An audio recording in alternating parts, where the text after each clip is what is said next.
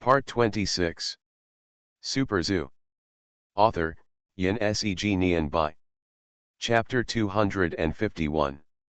Su Ming first went to the wolf house to pick up Huiya.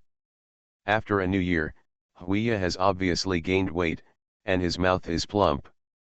He looks like a pet dog that eats too much and doesn't exercise. Su Ming pinched the flesh on its cheeks and pulled it in both directions until it formed a fan shape.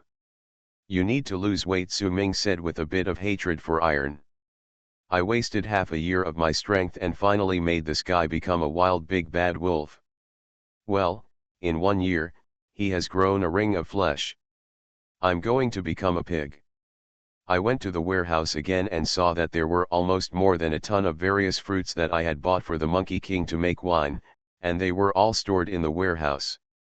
Su Ming didn't know what kinds of fruits the old Monkey King needed to make wine, so he simply bought a lot of whatever was available and let the Monkey King choose. Different fruits have different flavors when paired together, and maybe several different flavors of wine can be produced by then. As soon as I left the warehouse and walked a few steps, my phone rang. I picked it up and saw that it was Xiao Ho, the administrator of Monkey Mountain. "Hey Xiaohe, what's going on?" "Leader, something is not right in the back mountain. Do you have time to come and take a look?" Su Ming is now in charge of all animals in the park in terms of job responsibilities. He is the direct leader of all breeders. On the other end of the phone, Xiao Ho's voice was a little nervous, and there were also the sounds of okay animals howling around him. "Is there a gibbon screaming over there? Why is it screaming so miserably?" Su Ming heard the screams of those croaking croaks very well. The gibbon area is next to Monkey Mountain and is also managed by Xiao Ho. Yes, come and take a look. This is what you are going to do if you rebel." Xiao Ho's anxious voice changed. "Gibbons rebel?" Su Ming was stunned. "Why are they rebelling? Are these gibbons planning to overthrow humans, rule the zoo, and put humans in cages?" Xiao Ho can be regarded as an experienced breeder. He can handle ordinary small scenes. Now even he is so anxious. "I'm afraid the situation is indeed a bit tricky." Su Ming said he will be there soon, hung up the phone and stopped a sightseeing car in the zoo, jumped on the passenger seat and headed straight to the Monkey Mountain. In the second half of last year, as Su Ming's business became more and more prosperous, the number of visitors to the zoo increased, and the economic benefits improved. Director Song decided to purchase 5 second-hand sightseeing cars to pick up and drop off tourists at the zoo. This open electric 4-row car can seat up to 12 people and travels at a maximum speed of less than 40 km per hour. It is very suitable for leisurely sightseeing in scenic spots. "Pleasant goat, beautiful goat, itchy goat's eggs." A children's song sounded from the speakers on the sightseeing car. There was also a colorful light flashing on the roof. Sitting inside, I felt beaming and a little silly. Big wolf, Mom, look at big wolf." A child passing by the sightseeing car pointed at Huiya, who was squatting behind, and shouted excitedly. Before driving far, the singing of the pleasant goat was suppressed by a burst of screams from the apes, and the howl of ook came from the direction of Monkey Mountain in the distance. "Brother Su, do you think those gibbons are in heat? They've been calling since the Chinese New Year. They've become more ferocious these days. They haven't stopped from morning to night. They're so noisy," the security guard driving the car said with a frown. "The sound of gibbons is very penetrating. When they call, most of the zoo can hear it. Moreover, these guys have very strong endurance. When they first came to the zoo, they could call for several hours without taking a break." Su Ming didn't know what was going on. The gibbon's estrus usually occurs in May and June. In the middle of winter, how could he be in heat? The sightseeing car was traveling along the paths of the zoo, and it didn't take long to reach the edge of the Monkey Mountain. From a distance, you could see a lot of tourists gathering on the edge of the Monkey Mountain, pointing at the Monkey Mountain. Give way," Su Ming took Huiya and got into the crowd. Xiao Ho came up to him from afar, saw Su Ming let out a long sigh, and pulled him towards the opposite side of the Monkey Mountain. "Brother Su, you are here. I am almost dying of anxiety. Please take a look." Opposite Monkey Mountain is a huge rectangular iron cage, which is more than 10 meters long and more than 4 meters high. There are several rows of trees planted in it. This is the home of the white-browed gibbon. This ape actually looks more like a smaller orangutan, with extremely long arms and no tail.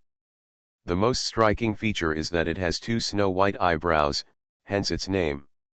White-browed gibbons are national first-class protected animals. There are less than 500 of them in the wild. They are among the most precious animals in the zoo. When Su Ming looked up at the cage, he immediately understood why Xiao Ho was so anxious. Inside, some of the 7 white-browed gibbons in the cage hung their long arms on the branch closest to the cage outside, swaying their bodies as if on a swing, and kicked the iron cage with their big feet. Of course, they couldn't kick the iron cage open, but 7 gibbons kicked it in turn, causing the iron cage to shake. It would be better if they just kicked the cage. The 2 larger gibbons simply jumped on the cage, banged their heads against the cage, and bared their teeth to bite the iron cage. "I heard something started to go wrong before the Chinese New Year," Su Ming asked. Xiao Ho said anxiously, "Isn't that right? It was a little better during the Chinese New Year, so it was just barking. But in the past 2 days, it has gotten worse and started hitting the cage." Su Ming finally understood that this was not a rebellion, but an escape from prison. The iron cages in the zoo are very strong. These gibbons are doomed to fail with only their sharp teeth and big feet. The problem is that if they continue like this, they will hit themselves to death. A first-class national protected animal committed suicide by hitting the wall in Yangchuan Zoo, right under the nose of the keeper. If this word gets out, it will cause a big uproar. The outside world will definitely think that the zoo is abusing animals. In fact, these gibbons are treated much better than the monkeys in the Monkey Mountain. Not only are there fresh fruits, but they are also given some live sparrows to eat occasionally. Give them anesthesia. If 1 shot doesn't work, give them 2 shots, Su Ming said. "I've given it, but it doesn't work. After waking up, they go crazy again," Xiao Ho said depressedly. With a light click, one of the gibbons had half of its teeth broken off, and its mouth was full of blood. It screamed in pain and fell to the ground from the cage. Unexpectedly, this guy rolled twice, turned over, and jumped onto the cage again, continuing to bite the cage with the other half of his teeth. Wow! The scene was a bit bloody, and the crowd of onlookers suddenly cried out.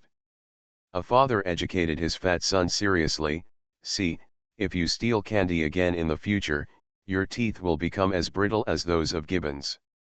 Su Ming's eyelids were twitching. How much grievance and depression did these gibbons suffer to be so crazy? He calmly sent a few mental powers over and communicated with the gibbons a little. He suddenly found that they did not have any opinions about the breeder Xiao Ho, nor were they dissatisfied with tourists or food. Their anger was actually focused on the group of monkeys in the Monkey Mountain not far away. Super Zoo. Author, Yin Seg Nian Bai. Chapter 252. Monkey Mountain is only separated from the big cage where the gibbons live by a 5 or 6 meter wide ring road. The two are serious neighbors. The Monkey Mountain is sunken under the ground, so from the gibbon cage, you can have a panoramic view of the Monkey Mountain at a glance. On the contrary, it is the same when looking at the gibbon cage from Monkey Mountain. It can be said that every move in the lives of both parties is under the nose of the other party. They are also primates. The gibbons and the macaques in Monkey Mountain actually get along pretty well with each other and seldom get into trouble. If the Monkey King is in a good mood, he will throw some fruits or something on the gibbon's cage from a distance. It is estimated that they have the same language, and sometimes they chatter to each other across the ring road, saying things that no one understands. At this time, the gibbons were yelling like crazy here, but the monkeys in the Monkey Mountain next door were unusually quiet, as if they were just watching the fun. They were sitting in groups all over the Monkey Mountain, with their faces raised towards this place. While watching, some monkeys pointed at the gibbons in a very anthropomorphic way. At the entrance of the Monkey King's cave at the highest point of the Monkey Mountain, the old Monkey King, the kindling golden monkey, Xiao Kong, and the thin girlfriend that Xiao Kong abducted, the 4 monkeys squatted in a row and looked here. They turned their heads and chirped a few times, seeming to be communicating with each other. A-OK, A-OK, A-O-A-O-A-O. Seeing the calm look of the macaques, the gibbon became even more angry. Behind the cage, they waved their fists hard at the Monkey King and smashed the cage with both fists. The old Monkey King suddenly turned around, exposed his red buttocks to the gibbons, shook his tail, and looked like, "Hit me if you can." I also know how the macaques offended the gibbons and made them so angry, Xiao Ho interrupted depressedly. You go to the medical clinic first and find the veterinarian to stop the bleeding of the gibbon with a broken tooth. I'm here. The gibbon Su Ming was talking about had blood all over its mouth and was still banging its head against the iron cage. It looks like the zombie monkey in Resident Evil, which is quite scary. He had already used his mental power to treat the broken tooth ape. Death was inevitable, but Broken Tooth still had to rely on a professional doctor. After pushing Xiao Ho away, Su Ming took out a red armband and put it on his arm. He used a loudspeaker to shout to the tourists watching, "Visitor friends, please go somewhere else for the time being. Don't scare the gibbons." Many people in the crowd were taking pictures with their mobile phones.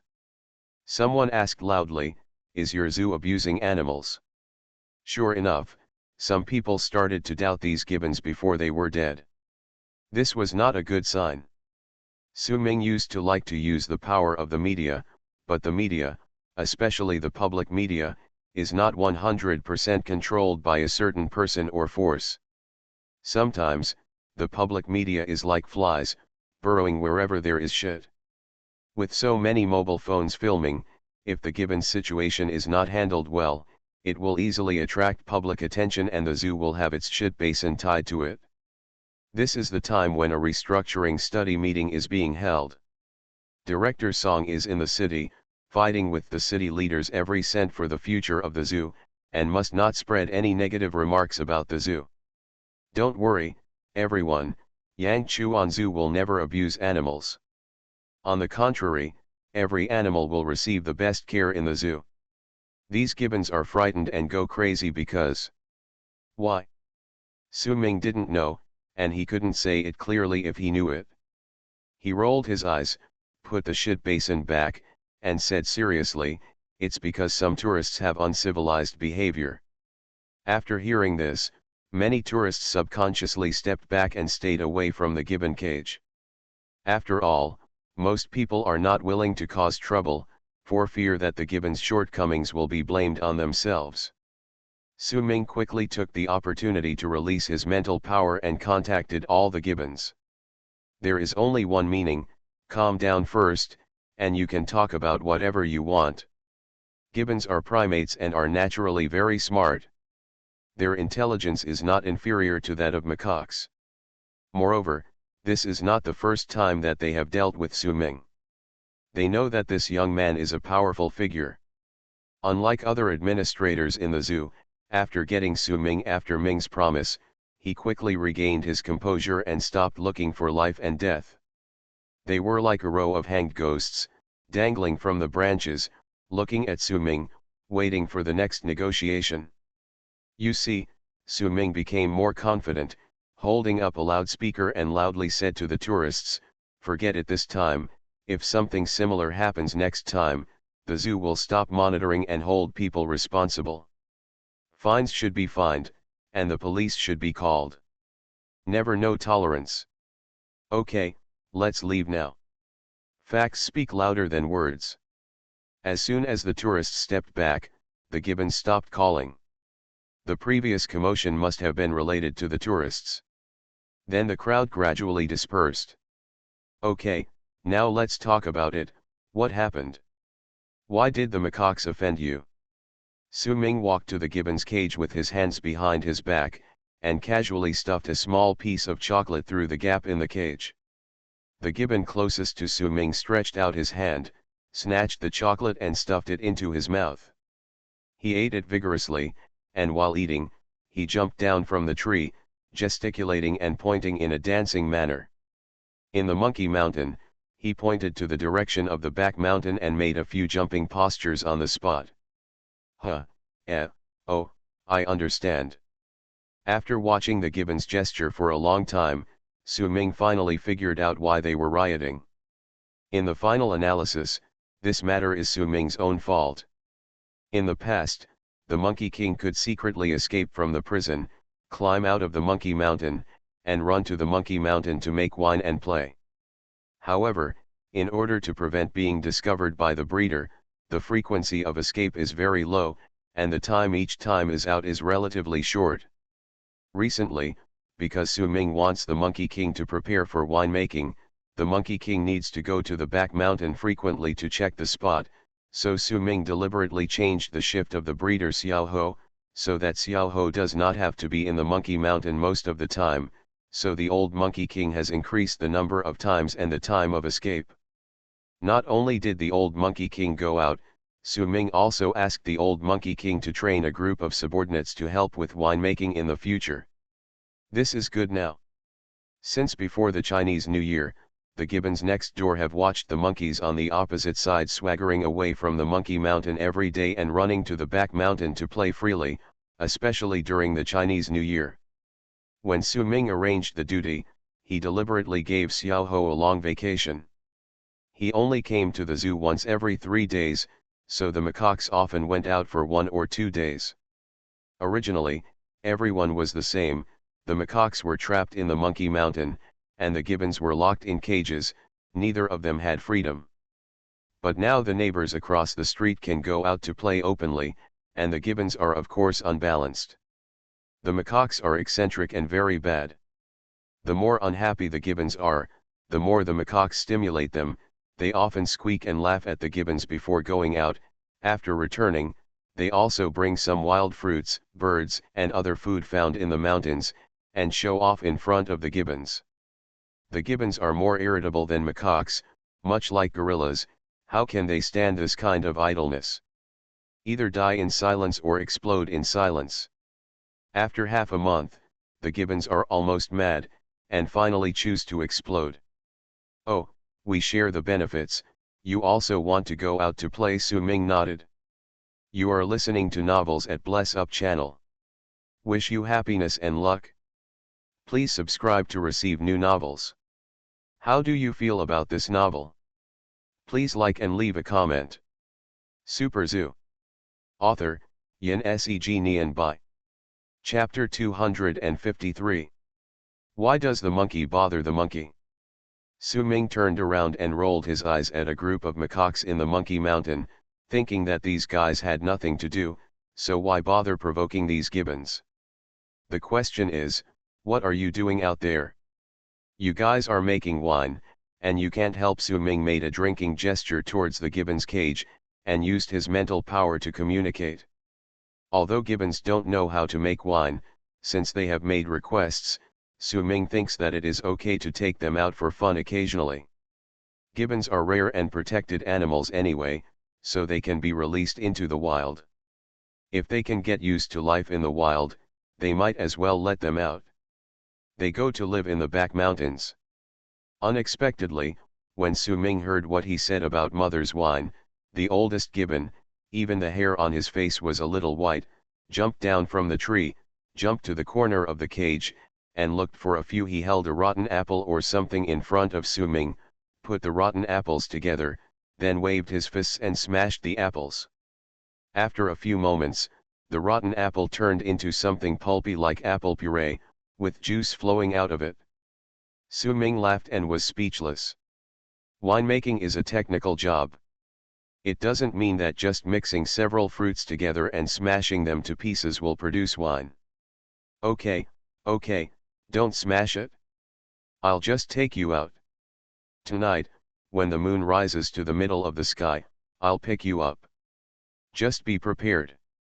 After hearing Su Ming's agreement, the gibbons, who were furious just now, immediately transformed into pleasant goats, grabbing the branches and swinging happily, and their voices were full of joy. Only the guy with the broken tooth was squatting on the tree in depression, covering his cheek with his palms, grinning, as if he was in pain. It's weird if it doesn't hurt. If a good tooth is broken, don't mention the sour taste. You deserve it, now you know it hurts. Su Ming used his mental power to treat it a little more. The broken tooth was bleeding, and without mental treatment, this guy would have fainted from excessive bleeding. Not long after, the veterinarian walked out of the sightseeing car carrying a big box, and Xiao Ho followed. The zoo medical clinic has 1 veterinarian and 3 nurses. They mainly treat animals and occasionally people. Sometimes the same medicine is used to treat animals and people. The most common one is banlangen granules. According to the veterinarian, Izadi's root will not kill humans or animals after eating it. After a simple treatment, the veterinarian took out his magic weapon, a large package of Izadi's root. Don't make trouble. His teeth are bleeding. Why should he drink Izadi's root? Su Ming said. The veterinarian gave Su Ming a strange look, then tore open the Izadi's root, tilted his neck and poured it all into his mouth, opened the mineral water and took a few sips, and then said in a low and hoarse voice, "Who said you should give it a drink? I've had a cold these past 2 days." It was past 11 o'clock at night, and the zoo was quiet. Huiya brought a group of big dogs to meet him at the entrance of the back mountain. Su Ming and Su Meng tiptoed to the edge of the monkey mountain. Following the blind spot of the camera, they pulled 8 macaques up from the monkey mountain, Monkey Wang, Xiao Kong, Golden Monkey, and 5 strong male macaques. Book. The gibbon on the side saw it, grabbed the cage, and roared to wake it up. "I haven't forgotten you, don't worry." Su Ming went around to the back, opened the cage, and let out the 7 gibbons. The group of gibbons and the group of monkeys were divided into 2 groups, with distinct camps. They pointed at each other and raised their butts. During this time, they were very angry and had deep conflicts. "Stop making trouble, we won't take anyone who fights with us.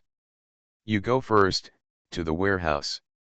Under the night, dark shadows flew across the treetops of the zoo.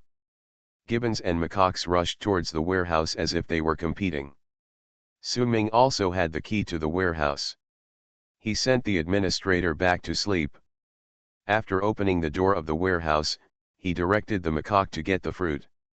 Those macaques are not big, and each monkey can only carry 7 or 8 kilograms of fruit, but the strength of the gibbon is not small, and a gibbon can easily carry more than 10 kilograms of fruit. Su Meng carried a super large travel bag that was more than 1 meter high.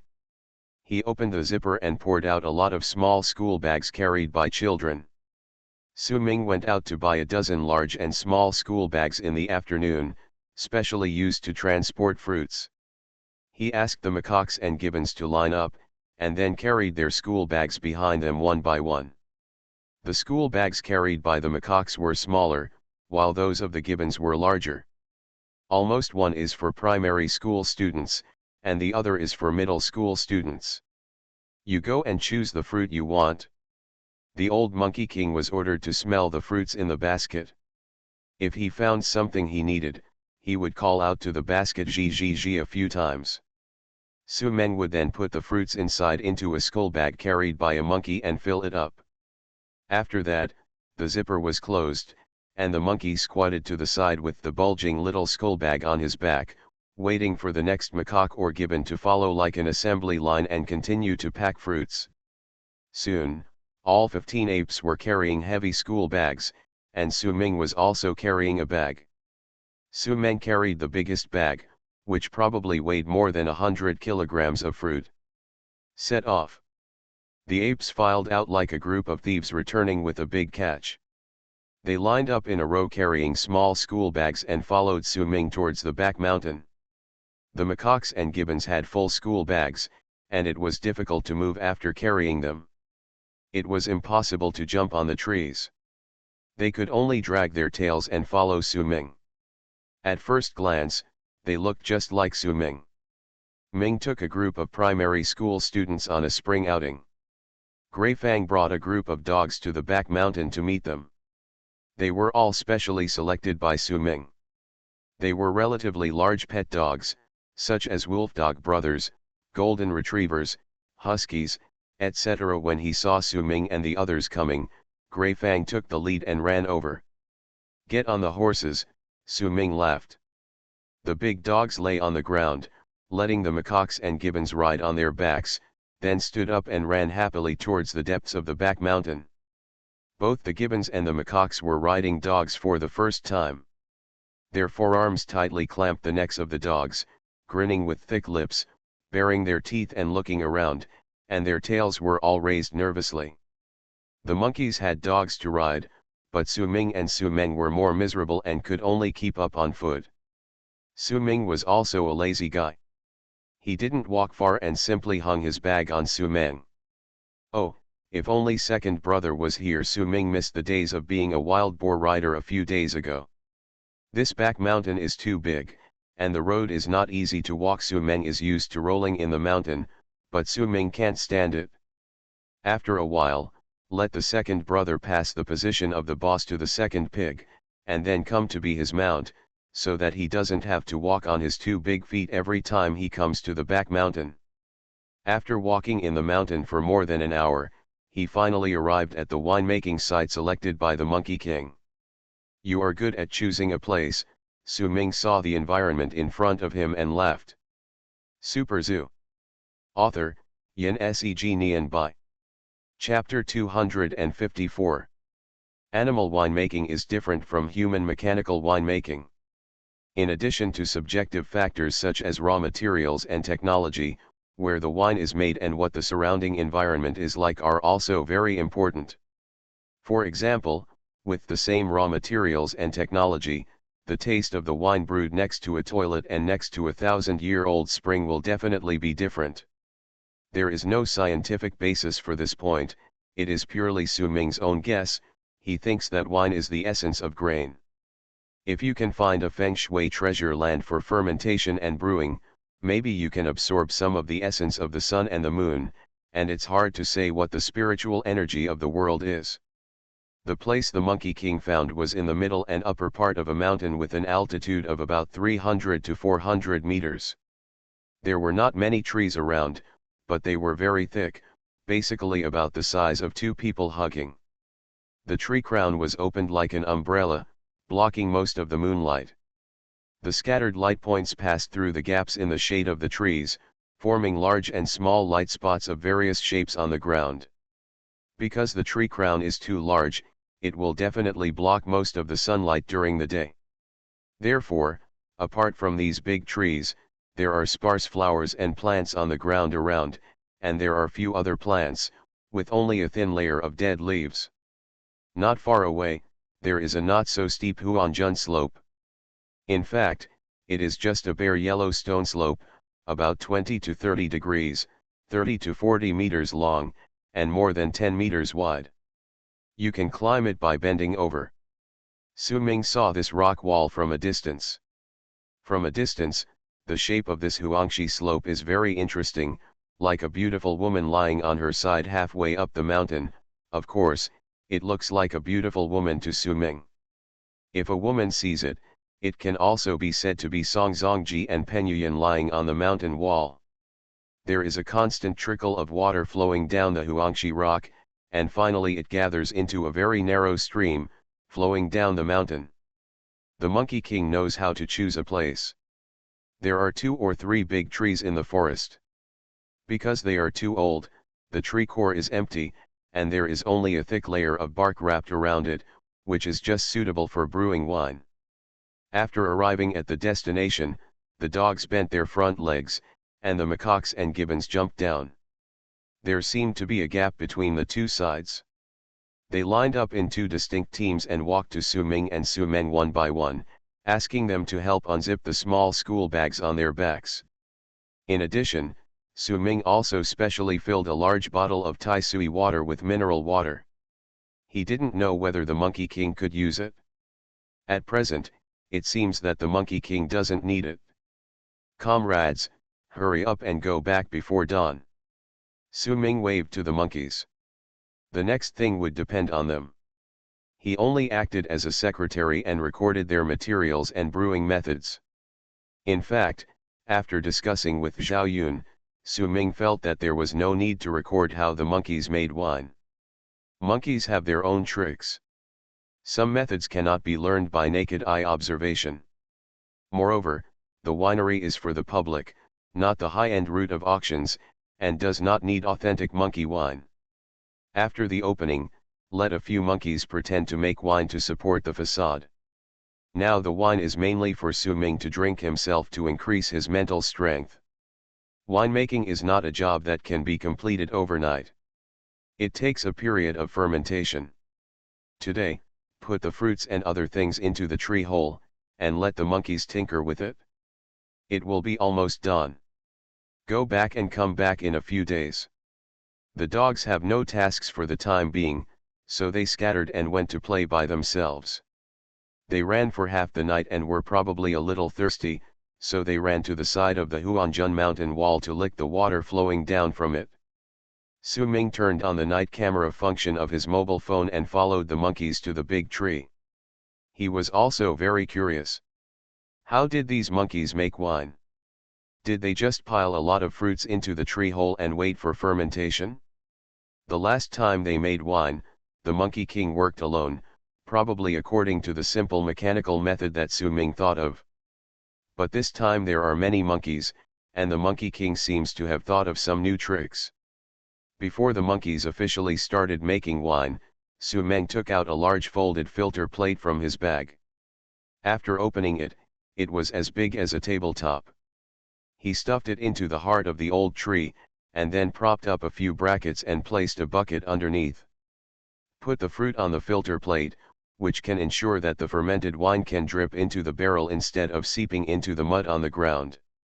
After completing the preparations, the Monkey King and 3 strong male monkeys climbed to a treetop more than 2 meters above the ground with nimble movements, lined up, swung their bodies forward, hung their tails upside down on the branches, stretched out their forearms, and called out to the monkeys waiting below, "Squeak, squeak," a few times. The monkeys below seemed to have received instructions, took out different fruits from their bags, and threw them up one by one. Question: there are 4 monkeys on the tree and 4 monkeys under the tree. If you hit the monkeys on the tree with fruits, how many monkeys are left on the tree? The answer is that there are still 4 monkeys. Seeing a pear about to hit the Monkey King's head, he raised his arm and grabbed the pear in his hand, then smashed it into the tree hole with force. The pear was smashed and fell on the filter plate in the middle of the tree hole. Almost at the same time, the Monkey King grabbed the second flying apple with his other hand and threw it into the tree hole again. What a martial arts! Su Ming was stunned. This is simply the legendary Tongbai fist. The Monkey King followed suit, constantly catching fruits, smashing them into the tree hole, and then catching more fruits. The other 3 strong macaques also imitated the Monkey King, waving their arms, as if they were performing acrobatics, catching fruits, smashing fruits, and catching fruits again. Boom, puff, sizzle, fruits flew everywhere, 6 arms danced wildly, and the tree hole kept making the sound of various fruits colliding with the tree trunk. Various fruits were smashed into pieces and soon piled up on the baffle. Su Ming initially thought that the monkey group's method of making wine was indeed very stimulating and very interesting from a sensory point of view. If it was made into a promotional video in the future, it would definitely be a big hit. But from a practical point of view, it was a bit like taking off pants to fart, a superfluous move. Since the purpose was to throw the fruit into the tree hole and smash it, why bother so much, and have to go through the Monkey King and 3 male macaques to perform acrobatics? Just stand outside the tree hole and throw it in. But as he watched, Su Ming found that it was not as simple as he imagined. There was a certain way for the 4 monkeys on the tree to throw the fruit. The old Monkey King has the fastest hand speed and the most skillful movements, almost working with both hands at the same time. The other 3 male monkeys' hand speed is obviously much slower, and the youngest male monkey can only use one hand to catch each time, and can only continue the next round of movements after throwing it. It seems that this skill needs to be trained and cultivated, and not every monkey can do it. There is another more important point. The main raw materials for winemaking are relatively large fruits, such as apples, peaches, and pears, while those small fruits such as strawberries are relatively small in quantity, with only one bag in total. If Su Ming guessed correctly, it should be a kind of seasoning additive. The large fruits are thrown and caught at will, but the small fruits are only thrown to the old monkey king. The golden monkey is mainly responsible for throwing small fruits, and every few seconds, it will be thrown to the old monkey king in a very regular manner. It seems that when to add these small fruits is also very particular, which should be the key secret of brewing monkey wine. Only the old monkey king can master this technology proficiently. Oh, it turns out that the process is subdivided and the key points are highlighted. Su Ming gestured a thumbs up. As expected of a primate close to humans, it is really smart. While the macaques here were working hard to make wine, the remaining gibbons were very leisurely. Su Ming did not allow them to run away. They had nothing to do, so they were bored and hung side by side on the branches of another old tree. At night, they looked like a row of hanged ghosts, which was very scary. It would be fine if they were just hanged ghosts, but what was even more weird was that they were not big and were carrying school bags. They were obviously a group of elementary school students.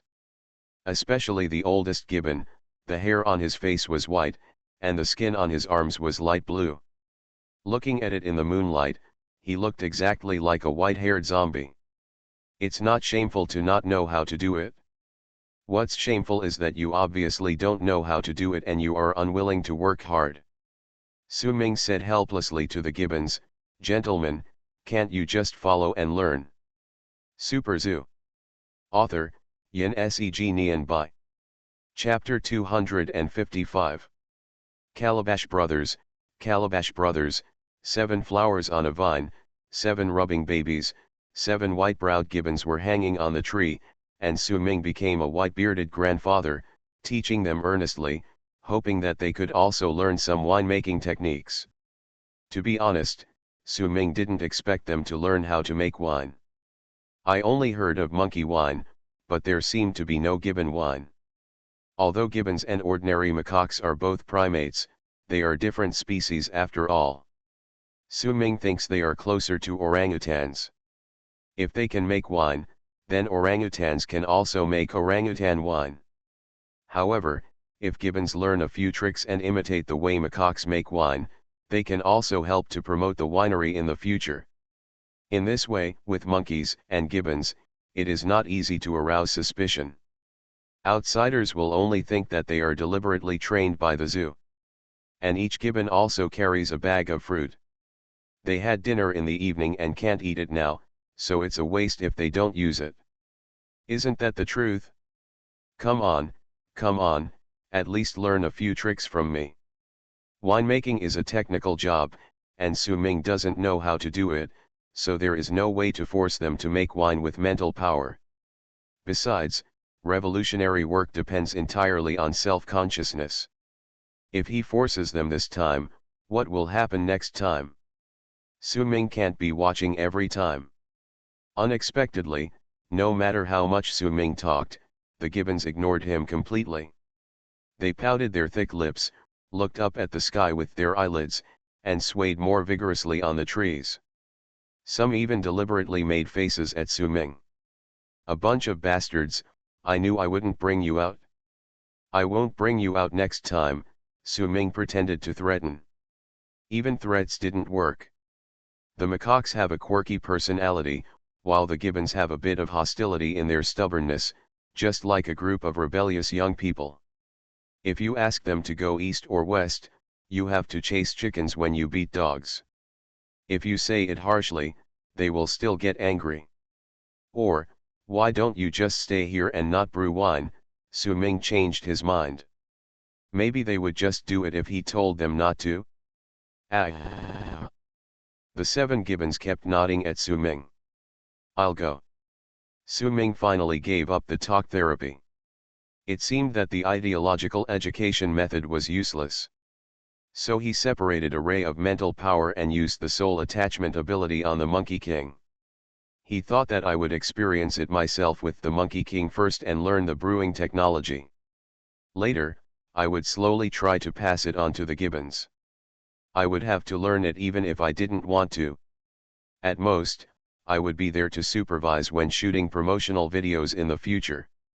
As soon as the soul attachment ability was turned on, Su Ming felt dizzy. It would be strange if he didn't feel dizzy. The old Monkey King was hanging upside down on the tree and was still swinging. A fist-sized peach whizzed in front of him like a small cannonball, and was about to hit his eyes. Su Ming subconsciously raised his head and shouted, "Oh my God!" Before he finished speaking, the old Monkey King grabbed the peach like lightning and threw it into the tree hole. After experiencing it personally, I can feel that the old Monkey King has eyes and ears, and his hand speed is so fast that it is simply scary. Su Ming couldn't help but praise, "It's amazing. You guys are not bad, Xiao Kong, your strength has become very big now." I never expected that Su Ming would praise the macaques so casually, but the gibbon over there would not do it after hearing it. The 4 gibbons jumped down from the tree, holding the fruits in each other's school bags behind them, and threw them at the gibbon hanging on the tree. The gibbon on the tree hung on the tree with one arm and imitated the macaque to catch it. "Oh. I understand," Su Ming was slightly stunned, and then he suddenly realized it. This group of gibbons have been holding their breath to compete with the macaques. They are not convinced when they hear me praising the macaques. They want to prove that they are more powerful than the macaques. The ancient sages were not afraid of the factional struggles among the ministers, but hoped that there would be factional struggles in the court. As long as the harm of factional struggles can be controlled within a certain range, it can inspire the enthusiasm of both parties and work harder for the court. This is the case with the macaques and gibbons now. "Gibbons are not bad, keep it up," Su Ming said deliberately. The gibbons proudly bared their teeth at the macaques, and the macaques also squeaked and called out, speeding up the speed of brewing wine, and fruits flew in the air, making it like a fruit war. "Well, it turns out that the macaques are more powerful," Su Ming said thoughtfully. "Ah, ah, ah, ah." The gibbons' fighting spirit suddenly rose, and their anger value soared. But to be honest, the macaques were indeed much stronger. Although the gibbons were also very agile, they were novices after all, and there was no old expert like the old Monkey King to lead the team. Those who smashed the fruits often smashed them in the wrong direction, throwing them into the forest, or directly hitting the heads and stomachs of the gibbons on the trees, making them scream, or the gibbons on the trees could not catch them, and they stretched out their hands to grab nothing, and they were in a mess after a few moves. After a while of competition, the fruits on the macaque side were basically thrown into the tree hole, while those on the gibbon side were basically not thrown in, and rolled all over the ground.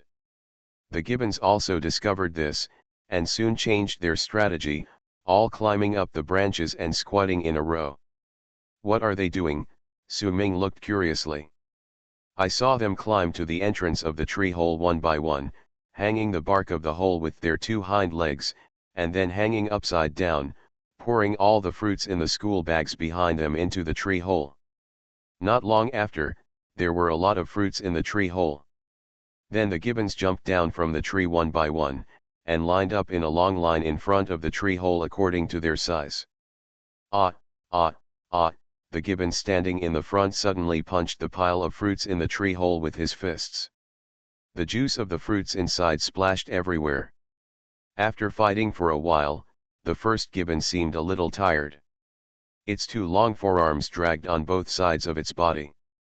It swayed and moved away, and went around to the end of the team. Then the second gibbon did the same thing and hammered the tree hole fiercely.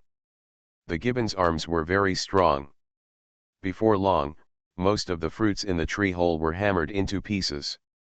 "So that's how it is," Su Ming smiled. He was also embarrassed by these guys.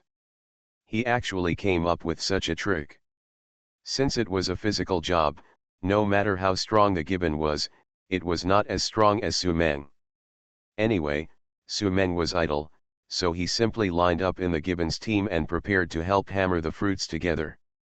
Unexpectedly, when the gibbons saw Su Meng coming, they pushed him out and refused to let him join the work. They have a bad temper. Forget it. Since they don't want to help, let them do it themselves, Su Ming laughed. So, the gibbons lined up in front of an old tree to smash the fruits, and the macaques hung on another old tree to catch the fruits. Both sides worked hard. Soon, all the fruits brought were processed, and the first stage of winemaking came to an end. Most of the fruits in the macaque tree hole were smashed, while the fruits in the gibbon tree hole were mushy, like a pile of fruit paste. Get ready to go, Su Ming blew a whistle, and more than a dozen big dogs came back from all directions. Grey Fang and the Wolfdog brothers ran down from the Yellowstone slope, wet all over, and still steaming. What's wrong? Were they cooked? Su Ming was stunned. How could they be steaming in the winter? You are listening to Novels at Bless Up channel. Wish you happiness and luck. Please subscribe to receive new novels. How do you feel about this novel? Please like and leave a comment. Super Zoo. Author, Yin Seg Nian Bai. Chapter 256. The fur of the Wolfdog brothers and Grey Fang was wet. When you touch it with your hand, you can feel a little warm. It's not their body temperature, but the temperature of the water. The Kinling Mountains are rich in water. Even in winter, there are many unfrozen streams. Moreover, after the Chinese New Year, the temperature gradually rises, and the ice and snow melt in many places. It is normal to have flowing water in the mountains. But warm water is not right. Su Ming subconsciously looked up at the top of the Huanjun slope. Grey Fang and the others just came down from the top of the slope. The gurgling water flows down from the top of the slope, which means that the water source is above the slope. Let's go up and take a look. Su Ming waved his hand without hesitation, and took Su Meng and the other two to climb up along the slope. Although there was water on the slope, there were many places to rest. It didn't take much effort to climb to the top. In front of me, there are more than a dozen large and small pools. The largest one is about 10 square meters, and the smallest one is only about 2 square meters. The shapes are not very regular, as if there are many pits on the ground out of thin air. The pool seems to be connected to the underground water source, and water keeps overflowing, flowing down the slope of Huangshi Rock on one side. When I walked up to it, I saw that the pool was misty and a warm feeling came over me. Huh? It's a hot spring. Su Ming bent down and tried the water with his hand. It was about 30 degrees. Is my luck really too good? Even Su Ming himself was a little unbelievable. He found a pure natural wild hot spring spot just by looking around. Is it possible that the word protagonist is engraved on my face, and the halo of the pig's feet is blinding everyone's dog eyes? Before he could feel lucky for his good luck, the macaques and gibbons who were originally at the bottom of the sloping wall also followed. The gibbons saw the hot springs and stood cautiously by the water, using their long arms to scoop up water from the pool, looking very curious. The macaques, led by the old Monkey King, climbed up a tree next to the largest hot spring, followed a thick branch, came to the top of the hot spring, and then jumped into the water one by one like divers. Like dogs, monkeys like to play in the water. A small artificial lake was built in the Monkey Mountain for monkeys to play and cool down. After the macaques jumped into the hot spring, they squeaked and called, and swam around on the water. The golden monkey and Xiao Kong also used their claws to paddle the water and had a water fight. Oh, I understand. It's not my luck at all. Seeing this scene, Su Ming suddenly realized that his luck had nothing to do with the hot springs he encountered. The hot spring in front of him was a feng shui treasure land specially found by the old Monkey King. He asked him to find a place suitable for brewing wine.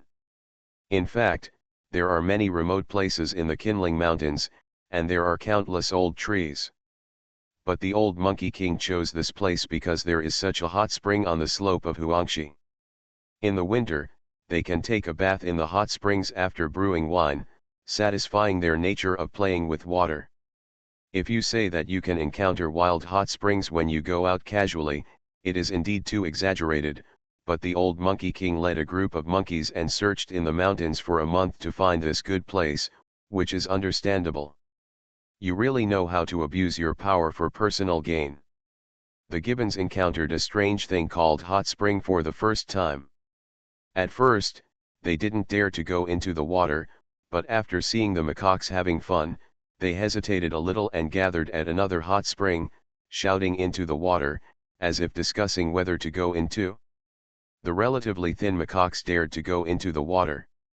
If the gibbons, who looked stronger, didn't go in at this time, wouldn't they look too cowardly? Several strong macaques saw this scene, and they really grinned at the gibbons in their hands, squeaked and shouted, making all kinds of ferocious facial expressions, despising them for being timid. The macaques provoked them, and the gibbons also jumped into the hot spring with gnashing teeth. I didn't expect the water to be as scary as imagined, but it was quite comfortable. Soon, the gibbons also had a lot of fun in the water. Su Ming originally wanted to go down to soak in the water, but after walking around the hot spring, he found that there was really no place to step.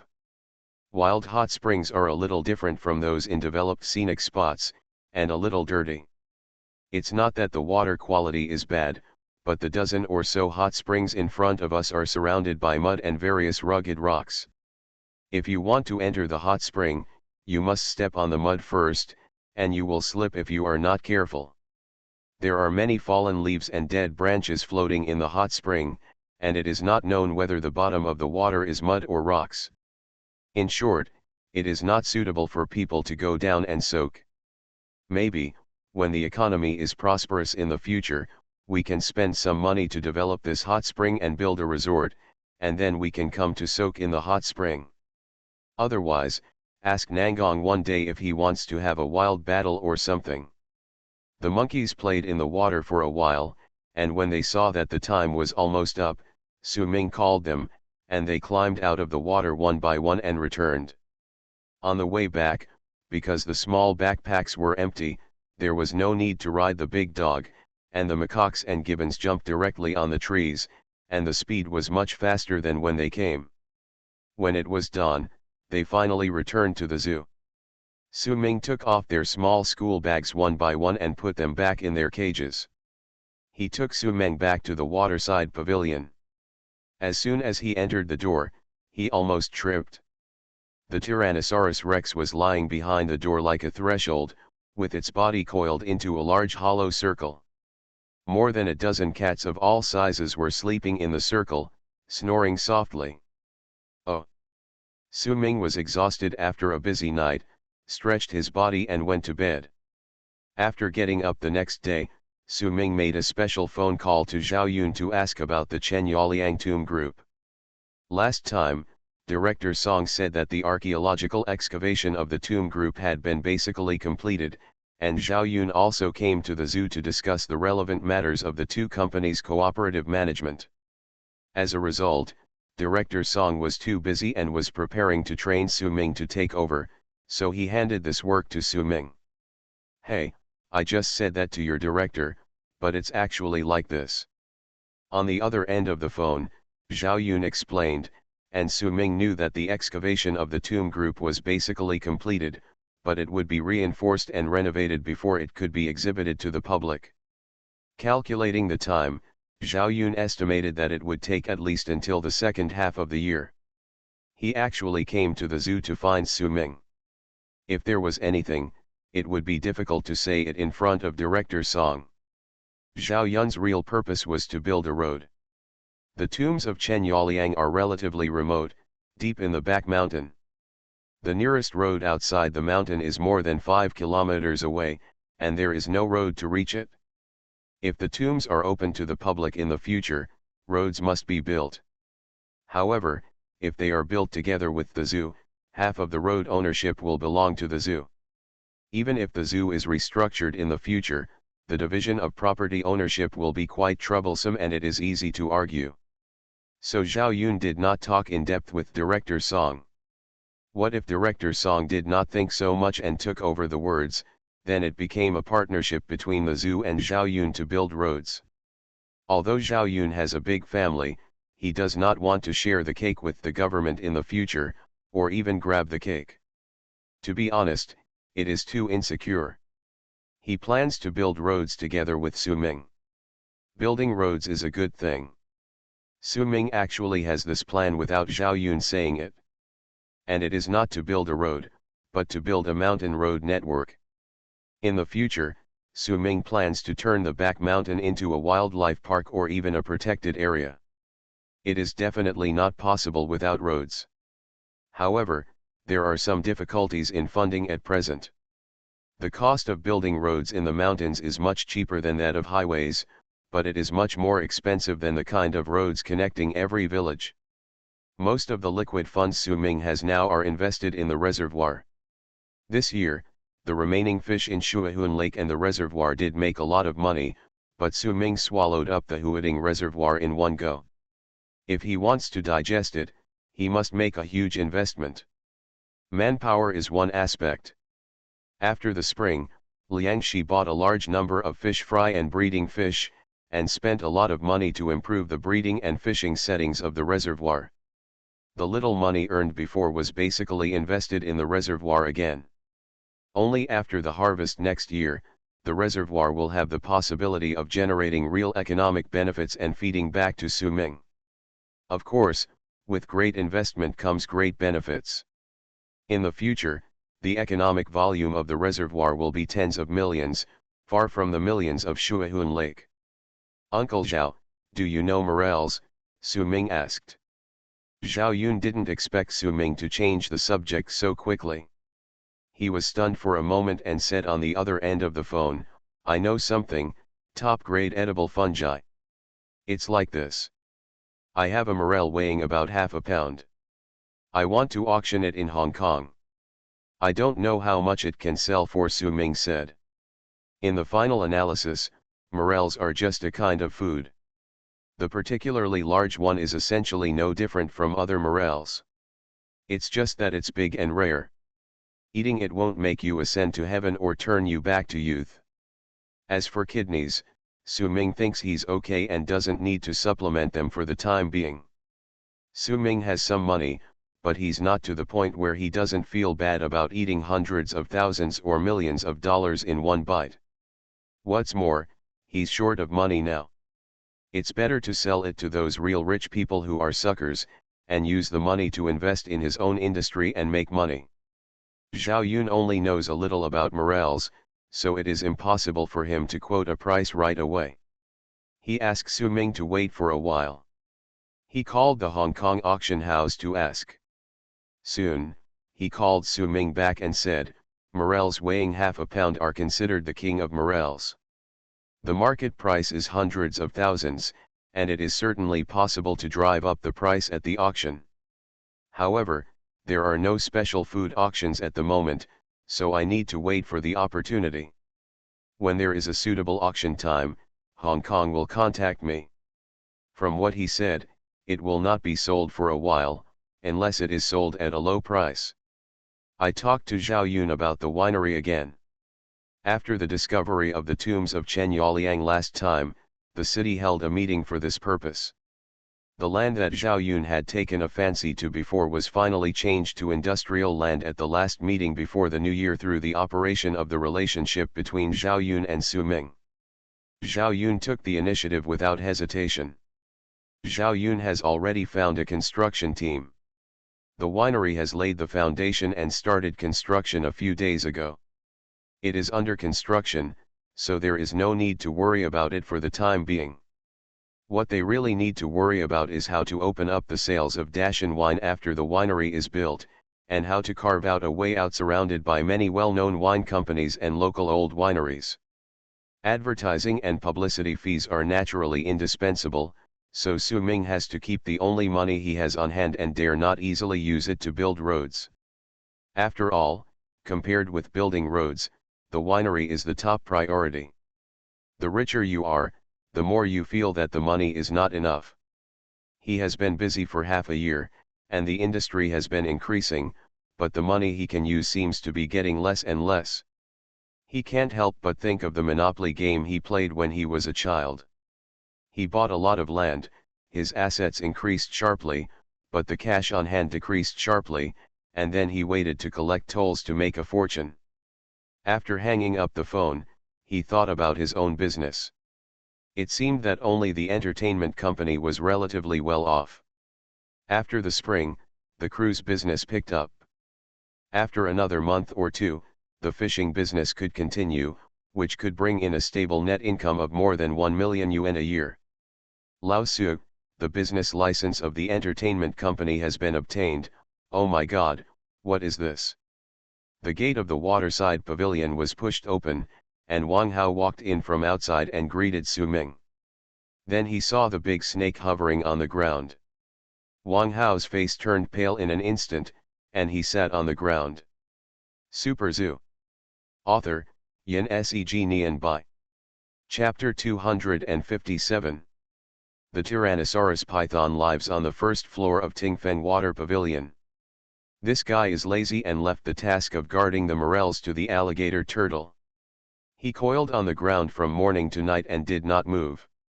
Occasionally he went to swim in the lake outside. Sometimes Su Ming was afraid of stepping on it when he went in and out in the middle of the night. This can't be blamed on it. It was hibernating time. The other snakes that Su Ming brought back were still sleeping in the big cages in the warehouse. When Wang Hao came in, he was almost scared to death when he saw the big snake. The head of the Tyrannosaurus python was right between Wang Hao's legs. It raised its head and put its head in front of Wang Hao's face, staring at him. Wang Hao's face was pale and he couldn't speak. He sat on the ground and made a sound in his throat. Su Ming slapped the python on the head and said with a glare, "Don't scare him, you are not the white snake, and he is not Su Xian. If he gets scared, I will have to treat him." The python was slapped on the head by Su Ming, and it lay down obediently, swam its body, and shrank into the room to sleep. Wang Hao was frightened and finally came to his senses. He said with a twitch of his mouth, "Is this really your pet? You can go to heaven. What is this? This kind of snake is very docile. There are people in India who raise pythons to take care of their children." Su Ming took the business license from him and looked at it. The legal person was himself, and the general manager was written as Wang Hao. At present, there are only two major businesses in the entertainment company, namely cruise ships and fish riding. The total number of cruise ships has increased to 30, which is basically the limit of Shuahun Lake in the state of fish breeding. There is one more big fish, which was found in the reservoir. In addition to Wang Hao's original share in the cruise business, Su Ming took out 10% of the total income as Wang Hao's general manager's share. After a year, Wang Hao's income is conservatively estimated to be 500,000 or 600,000. He is responsible for the specific operation, and Su Ming doesn't need to worry about it. Wang Hao is familiar with these two businesses. The cruise business was established by Su Ming and he did not need Su Ming's guidance. So he took him with him and greeted and met the employees who currently manage these businesses in the zoo. Peng Shui, Master Peng's beautiful daughter, did not return to school after the Chinese New Year. She did not have classes in her last semester of college, so she stayed in Daowen Fisheries Company as an accountant, and also worked part-time as an accountant in an entertainment company. In the past, Master Peng often praised his daughter to the sky. After seeing her in person, Su Ming felt that he could give her 70 or 80 points. She was considered to be the type who looked quite quiet. Beauty is in the eye of the beholder. Su Ming thought she was just average, but Wang Hao fell in love with her at first sight. He pulled Su Ming aside and said shyly, I'm dating her. Doesn't that violate the company's management regulations?" "Of course not, but her father is my master, and she's a decent girl." You'd better take your time and don't scare her, Su Ming reminded him. They were all acquaintances. If Wang Hao was just playing around, there were too many women in the world to play with. He could just spend money to get it done. There was no need to cheat Master Peng's girl. But Wang Hao's face was blushing, and he seemed serious. Even if Su Ming was the chairman, he couldn't stop this kind of thing. Besides, he also hoped that Wang Hao could settle down and start a family. So, the original plan to take Wang Hao to familiarize himself with the business turned into Wang Hao taking accountant Peng to familiarize himself with the business. Su Ming was too lazy to be a light bulb, so he left on his own accord. He went to the place where monkey wine was brewed with Su Ming. There was already a drop of fruit wine. He smelled it and it was far from being ready to be the real monkey wine. He would have to wait at least 10 days or half a month. When he came back, he took a detour to the kennel on the hillside. As soon as he arrived at the hillside, he saw Laolin and Xiaolin, uncle and nephew, squatting in front of a small house-like kennel, with their hands clasped together, as if they were praying to Buddha, talking to themselves or something. Su Ming did not say anything, but walked over on tiptoe, and heard Laolin saying something like Fox Fairy, bless me to recover from lumbar muscle strain as soon as possible, bless my wife to get better from hypoglycemia this year. Xiaolin on the other side muttered, bless me to win the lottery, and not to make mistakes when playing mahjong. There was actually a white-cut chicken on the ground in front of them. In the kennel in front of them, a big-eared fox was squatting. The big-eared fox had its ears erected high, squinting at the plump and tender boiled chicken, its mustache trembling, drooling, and licking its mouth from time to time. What are you doing? Su Ming suddenly shouted behind Laolin and Xiaolin. Oh, the uncle and nephew were startled, and when they turned around and saw that it was Su Ming, Laolin stood up quickly, leader, it's you, why didn't you say hello when you came? The road is not easy to walk, I asked Xiaolin to pick you up. Xiaolin quickly brought a small stool over, wiped it with his sleeve, and placed it at Su Ming's feet. Leader, please sit down. What's going on? Su Ming pointed at the boiled chicken in front of him. Laolin and Xiaolin are a pair of funny people. It would be fine if they really fed the fox with boiled chicken, but the boiled chicken was covered with a large plastic cover, like a disposable packaged bowl, and the cover was buckled on the bowl below. The fox saw the boiled chicken through the transparent cover and was very greedy, but it couldn't open the transparent cover and couldn't eat the chicken inside. It could only watch helplessly. He, a chicken costs more than 20 yuan, how can we bear to really feed it? We are going to keep it for drinking, Laolin smiled, just put it here as a token of appreciation. You two are too insincere. You don't even want to give offerings, but you want the Fox Fairy to bless you with peace and wealth. You are treating the Fox Fairy as a fool, Su Ming laughed. This uncle and nephew are also funny. It was the first time he saw someone making a wish like this. Fortunately, the big-eared fox didn't have much magic power, otherwise they would be asking for bad luck. But why did they think of worshipping the big-eared fox? Leader, you don't know that these fox fairies are really spiritual, Xiaolin interrupted. Tell me, what's going on? Su Ming was curious. The dozens of kennels on the hillside were originally for the rescued dogs. As the dogs became more and more wild, they basically slept in the woods and rarely came back to live. But after this group of big-eared foxes came, they occupied this kennel. 3 or 2 formed small groups and lived in the kennel. In contrast to dogs, big-eared foxes are particularly attached to their own nests. Before leaving Chen Yaliang's tomb, they even went back to move home. After settling down in the kennel, they spend half a day in their own kennels. Even if they occasionally go out to play, they will come back on time when it's time to sleep. So before dusk and early morning, the kennels are full of big-eared foxes, often howling and communicating with each other.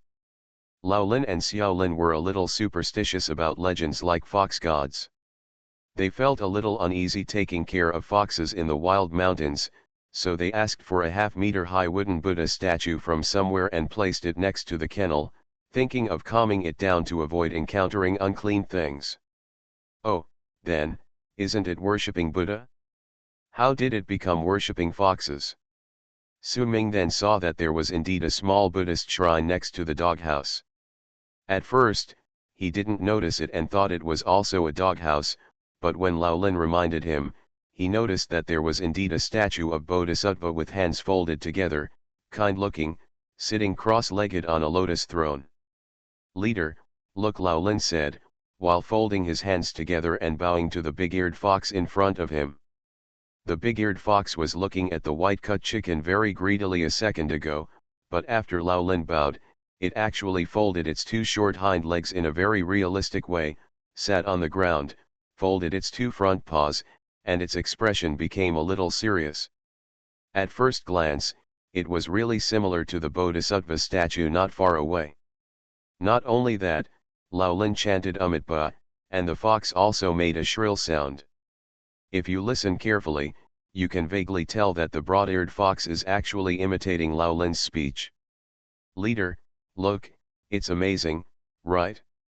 That's why I said that the fox fairy is spiritual. When we worship it, even if it doesn't bless us, it won't harm us," said Lao Lin. Su Ming stared at the big-eared fox and the Buddha statue for a while, and roughly guessed what was going on. It's not spiritual at all, it has to do with the nature of foxes. Most foxes have the characteristic of imitation. As mentioned before, wild foxes and weasels around a small temple often imitate the appearance of the Buddha when they see the clay Buddha in the temple. The brave ones even dare to climb onto the altar and sit, blatantly accept incense and enjoy the offerings, so there are the fox fairy and Huang Daxian. If I guessed correctly, it must be that Lao Lin and Xiao Lin worshipped the clay Buddha first, and the big-eared fox saw Lao Lin and Xiao Lin worshipping him in the same way, so he imitated the appearance of the Buddha. As for making the same sound as Lao Lin, it has to do with the fox's hunting method. The fox's talent for imitation is not limited to actions, but also sounds. It is not very similar to human voices. It is said that the fox can imitate the calls of birds the best. They can imitate the calls of female birds in estrus to attract nearby male birds. Moreover, these foxes have dealt with Su Ming's spiritual power and are much smarter than ordinary foxes. Therefore, it is not surprising that they pretend to be immortals. It was originally a matter of laughter, but when Su Ming saw the white-cut chicken used for offering, he suddenly thought of something and asked Lao Lin, "How many foxes can imitate people now?" "What? Imitating people?" Lao Lin was stunned, not knowing what Su Ming meant. Su Ming explained to Lao Lin that the behavior of the fox was just an animal imitating humans, not spiritual. Super Zoo. Author, Yin Seg Nian Bai. Chapter 258. The fox's question reminded Su Ming. This matter can be big or small. At the very least, they are just a group of foxes that can imitate human movements, making people laugh. At the most serious level, it is related to feudal superstition. The zoo is to promote popular science knowledge, and it must not promote feudalism. Superstitious. If only one or two are like this, that's fine.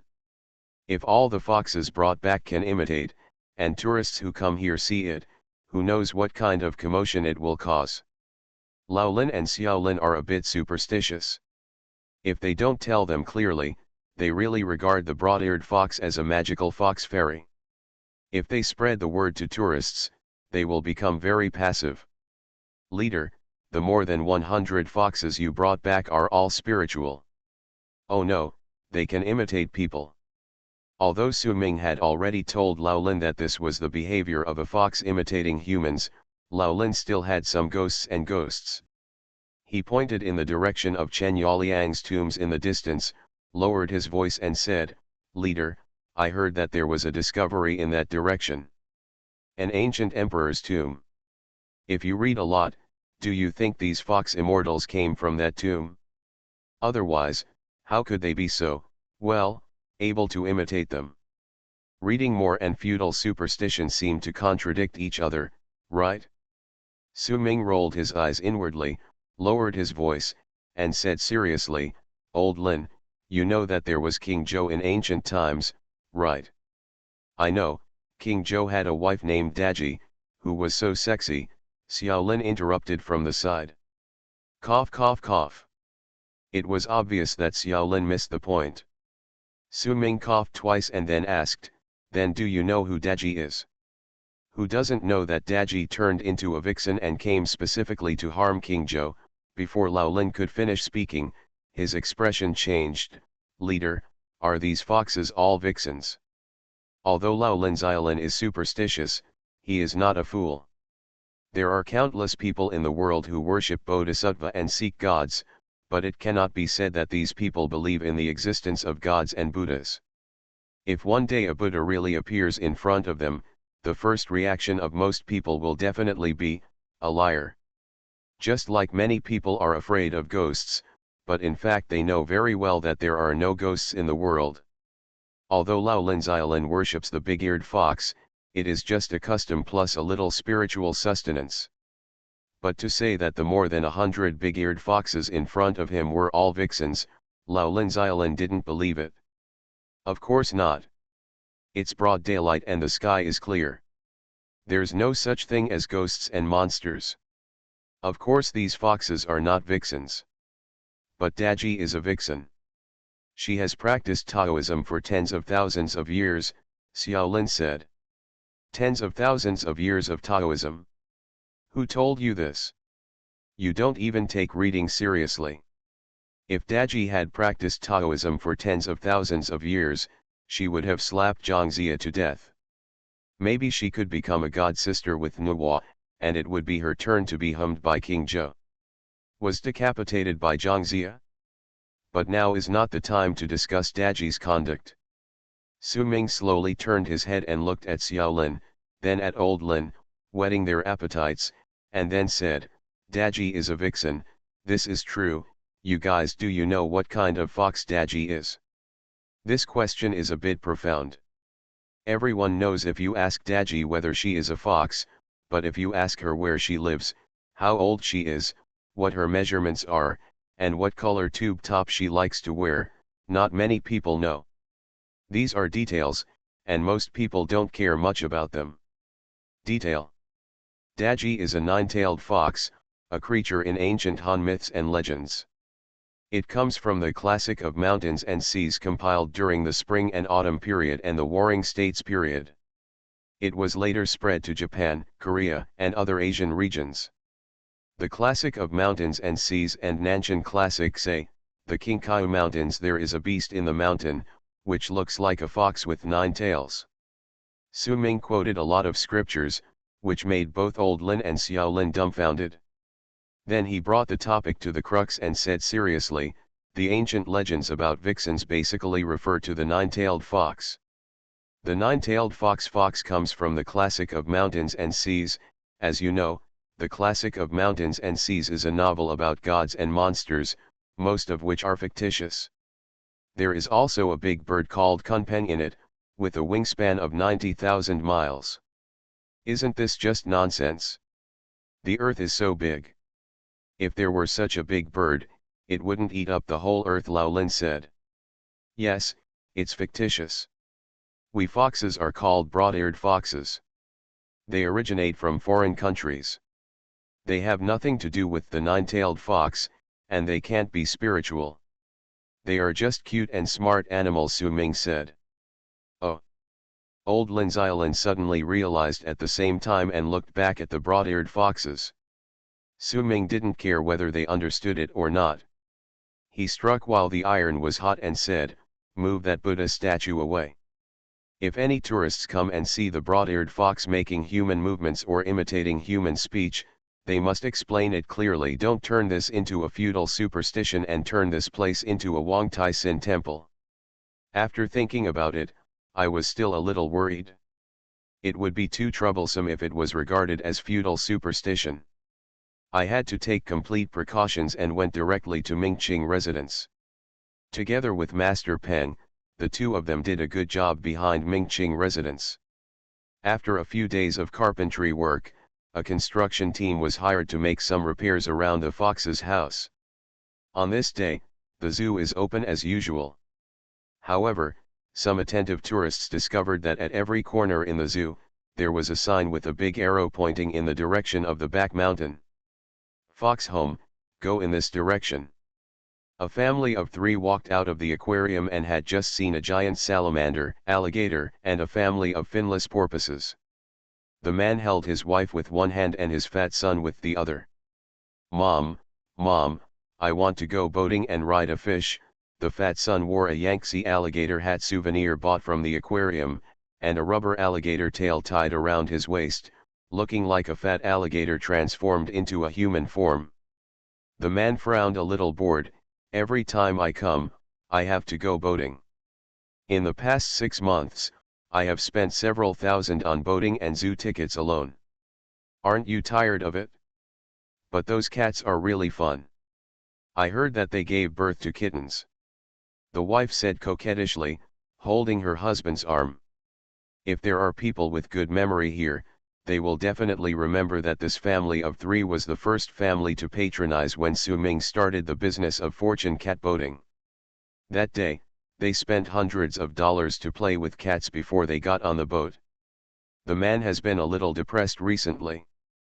Their family likes animals and used to come to the zoo often. In the past 6 months, the zoo has launched several projects that cost money, and has continuously introduced new rare animal species. They come more frequently. Every time they come, they will spend money to play around before leaving.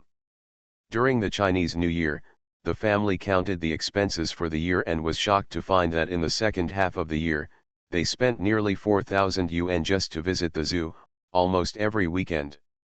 It was almost equal to his monthly salary. "Why are you so stingy?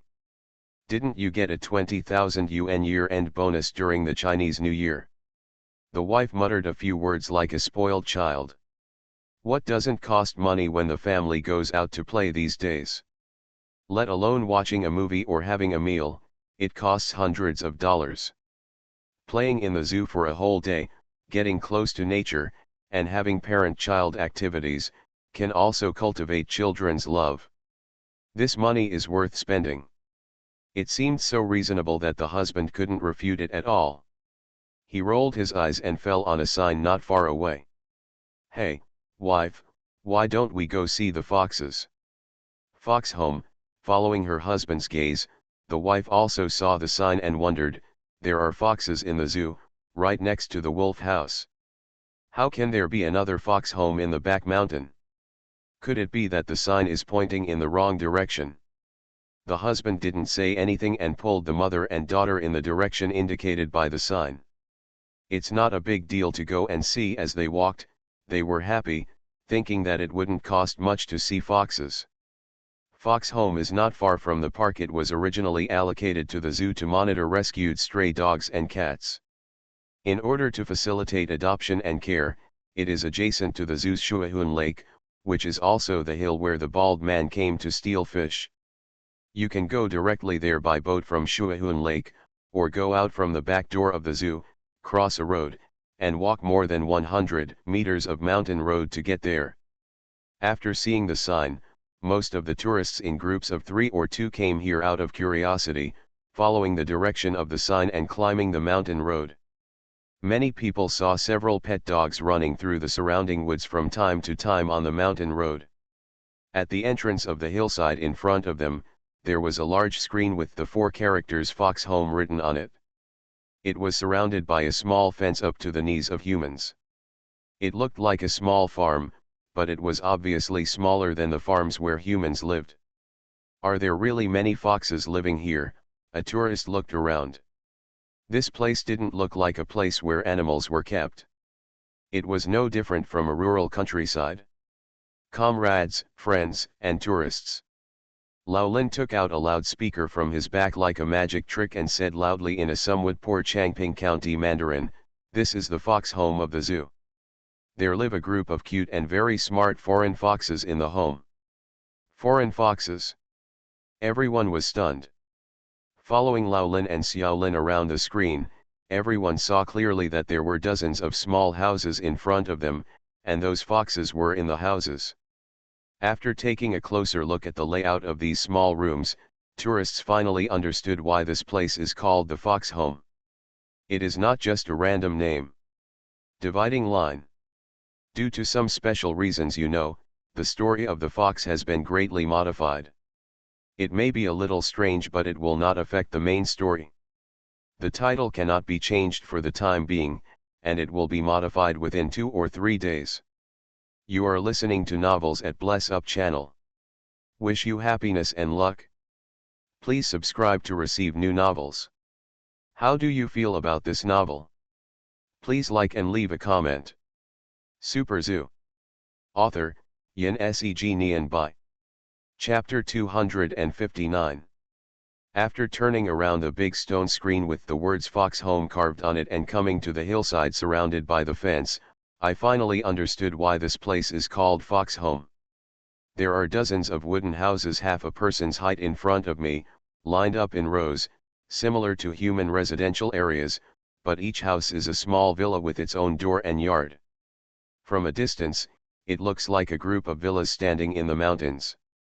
The owners of these small houses are foxes.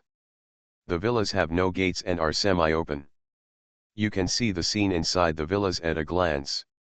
Foxes live in each villa, ranging from 1 or 2 to 5 or 6. Suming allocated housing to these little guys according to the family unit. The villas of families with more people are larger, and the villas of families with fewer people are smaller.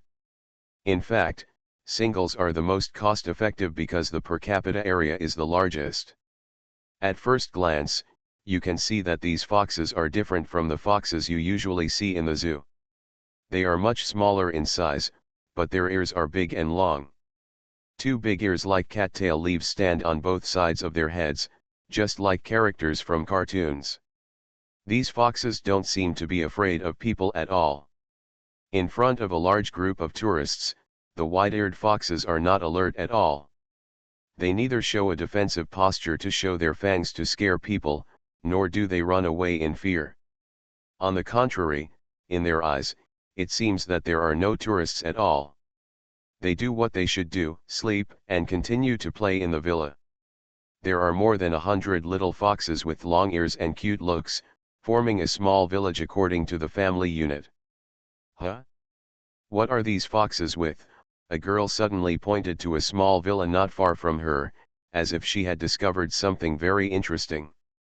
Looking in the direction of her finger, I saw 4 foxes in a small villa near the side, 2 older ones and 2 young ones, whose fur had not yet fully grown, and were covered with a layer of fine and dense fur, a family of 4.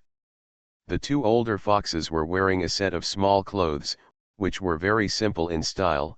One was an ancient men's long robe, and the other was a short cheongsam. The 2 adult foxes looked like a couple during the Republic of China in this small outfit. If the foxes in men's clothes wore a pair of glasses, they would be more vivid. As for the 2 little foxes, the older one wore a very simple small coat. If you look closely, you can see that it seems to be a school uniform, while the smallest fox wore nothing, but a red belly band. There was also a big blessing character on the belly band. There are also over there. This family is also wearing clothes. People kept shouting in surprise, and they realized that the foxes living in the fox home were all wearing human clothes. In order to prevent the small animals from feeling uncomfortable, these small clothes are made very simply, and many are made of the same material, but you can still see that the styles are different. Most of them are dressed up by farmers. The roof of the small villa is covered with a thin layer of straw. Under the eaves at the door, there is a row of dried bacon, small corn cobs, and small red peppers. In the courtyard, there are even a few miniature hoes. The only thing missing is to raise a few chickens in the yard, but if you raise chickens, they probably won't survive. A fox farmer raised a group of chicks. The next day, the chicks disappeared. Then they raised another group, but they disappeared again on the 3rd day. What a cold joke. There are also a few fox families, dressed like the scholars just now. On the wall of the small villa, there is a small bookshelf carved out, which is full of carved books. This is like a small village. There is an ancient well at the entrance of the village. There is water at the well head. Any white-eared fox can come here to drink water when thirsty. At the east end of the village, there are two houses that look quite dilapidated. Only a bachelor fox lives in them. The small door outside the yard of the other house is locked, as if afraid of someone breaking in, because there is a fox widow living inside. There is a small land temple behind the village. There is a large house half a meter high at the gate of the village. No foxes live there. There are a pair of small plagues on both sides, Fox Ancient Town, agricultural books passed down from generation to generation. It turned out to be the ancestral hall of Huli village. If it weren't for foxes living here, it would look like a small village secluded from the world. It was the fennec fox that reminded Su Ming. The fennec fox lives in tropical areas, mainly deserts, and is more afraid of cold. Even when it lived in an ancient tomb, hundreds of them gathered in an airtight underground tomb, and the temperature was basically constant. The mountain behind the zoo is very cool, especially at night. Even in the dog days of July and August, the wind in the mountains is freezing at night. Lao Lin and Xiao Lin are guarding here, and even have to cover themselves with quilts. These fennec foxes can't stand it, so Su Ming simply found a tailor and made some warm clothes for them. Later, he had an idea and planned to turn this place into a paradise. The current fox home has only been built for less than 1/10 of the building, just the prototype of a small village. In the future, he plans to open up terraces on the surrounding hillsides, plant flowers and trees, and introduce small rivers to make this place a real paradise. Please pay attention, don't step on the foxes, don't destroy the buildings in the fox home. Lao Lin shouted with a loudspeaker. The tourists laughed and watched the foxes through the fence outside the small village. Soon some people crossed the short fence, walked on the path in the fox's home, squatted at the door of the small villa, and teased the foxes living inside at close range. Broad-eared fox. The broad-eared foxes are not aggressive, and they are well fed every day. There is no problem in close contact with humans. It is just that the entire village is scaled down according to the real scale. For foxes, there are very wide roads and large rooms in front of humans. Just like large toys, the responsibility of Lao Lin and Xiao Lin is to keep an eye on the side to prevent tourists from inadvertently damaging public property. Less than half a day after the opening of Fox Home, tourists came one after another. Many people even learned about it from friends' circles and the internet and came here during the lunch break. The scene was very popular for a time. However, the order is very good, and there is no need for Lao Lin's Island to remind them. The tourists are very cautious, for fear of hurting these cute little guys and destroying their home. But in the afternoon, Lao Lin found that something was not right with a few tourists. What are you afraid of? The fox is a creature that has always had a unique position in Chinese legends for thousands of years due to its graceful body shape and cunning eyes. Names such as the Vixen and Wang Tai Sin have become deeply rooted in people's hearts. When seeing a fox, it is always a habit. People often think of some mysterious things, especially for older people. But these broad-eared foxes in front of us are very smart. They are not only cute, but also very impressive. Generally speaking, animals, even tigers and lions, will have various instinctive reactions when they see humans coming, either running away or demonstrating. And these the fox turned a blind eye. This calmness alone is not something ordinary animals can possess. In addition, they are all wearing anthropomorphic clothes, and their eyes are lively, as if they can communicate with humans.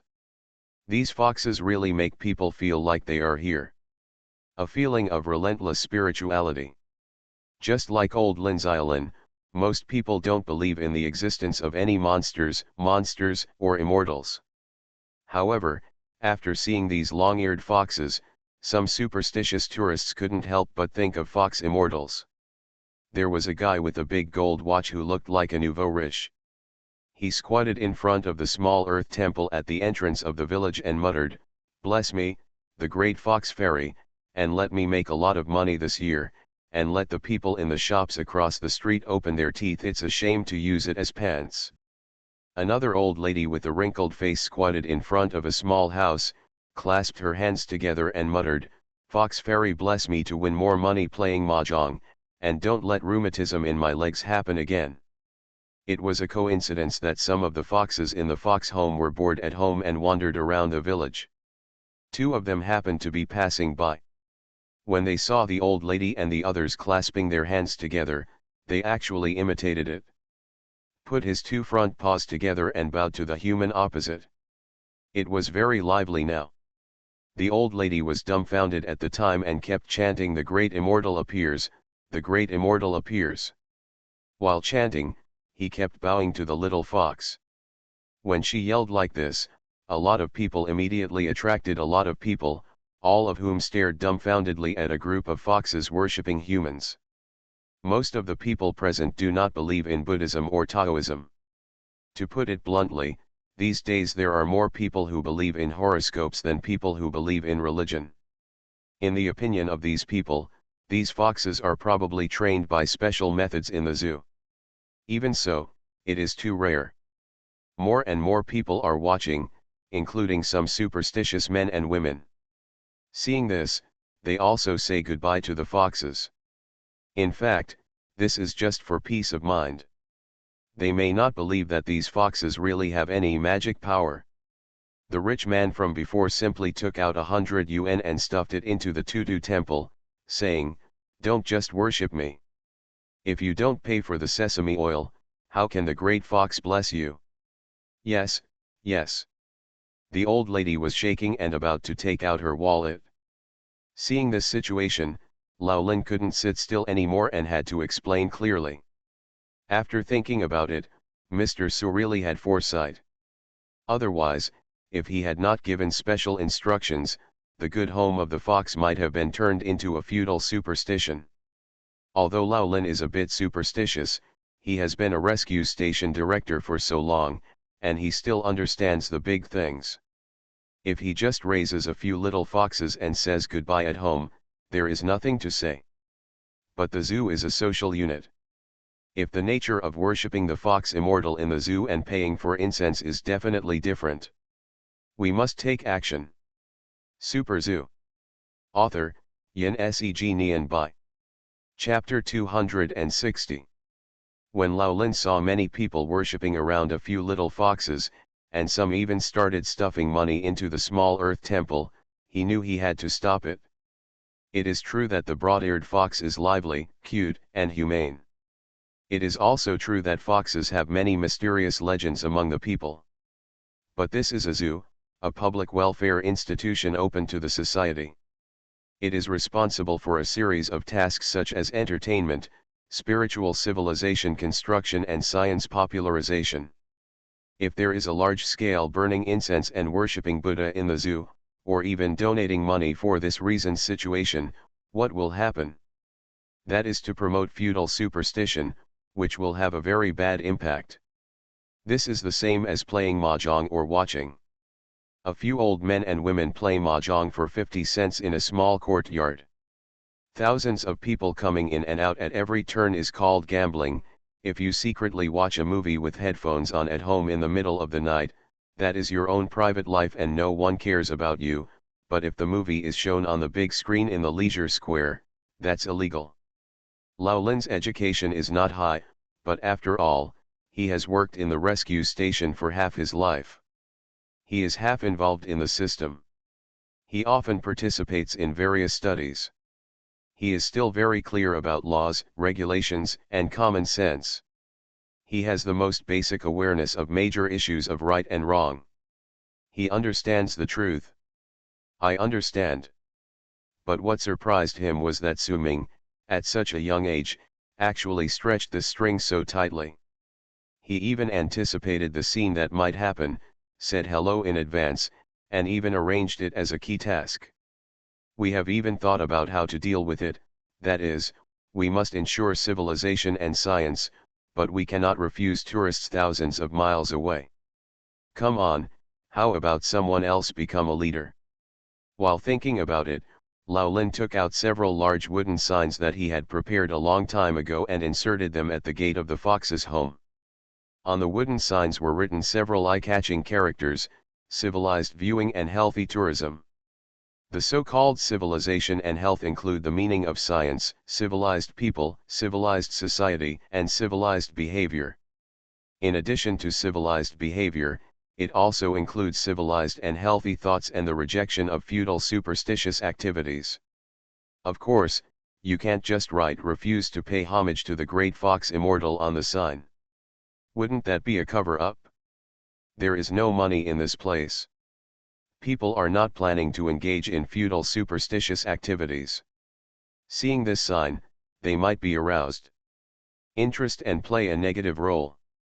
However, under the 8 characters civilized viewing, healthy tourism, there are several lines of small characters, which introduce the living habits of the broad-eared fox in detail, especially stating that this small animal has the characteristic of imitating the behaviors and sounds of other animals. Seeing this sign tells everyone that the puzzling behavior of the broad-eared fox is not a matter of magic power, but the nature of this animal. Lao Lin held several big signs between his arms and a big hammer in one hand.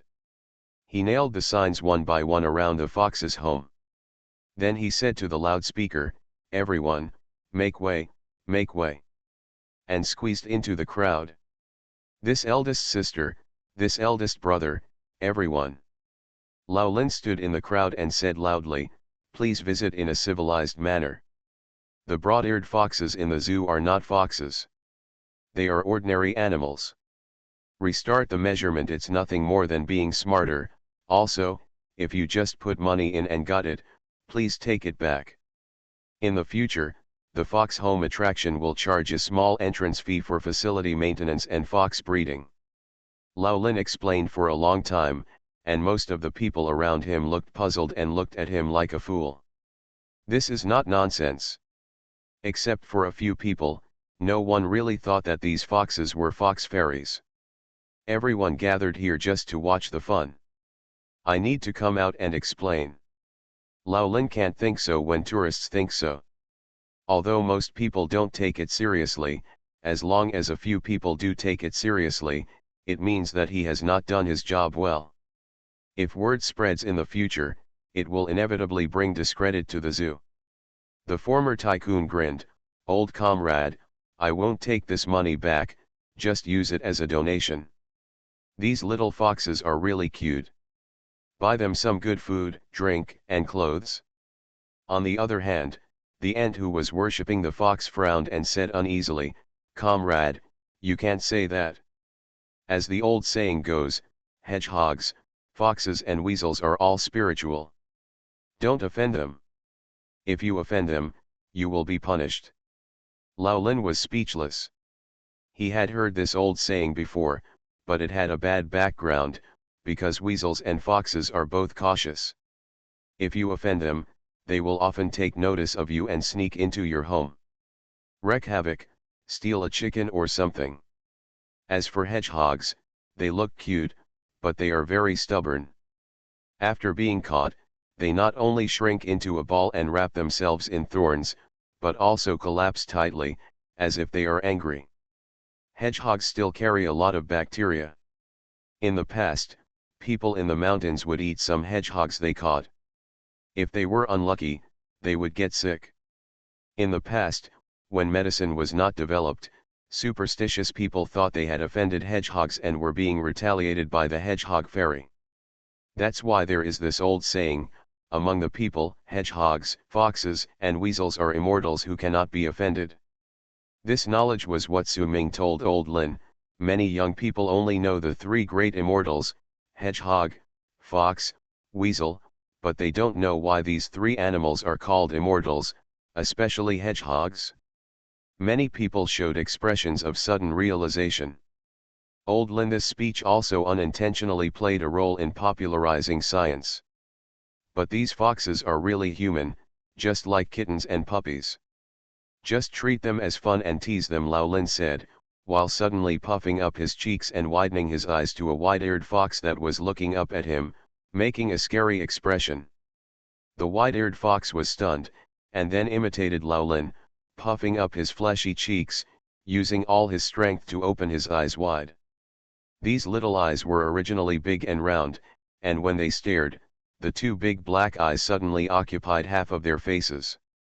After Lao Lin's disturbance, no one finally carried out feudal superstition activities, but there were many young people squatting at the door of each house, smiling and teasing the foxes, making all kinds of funny movements and expressions.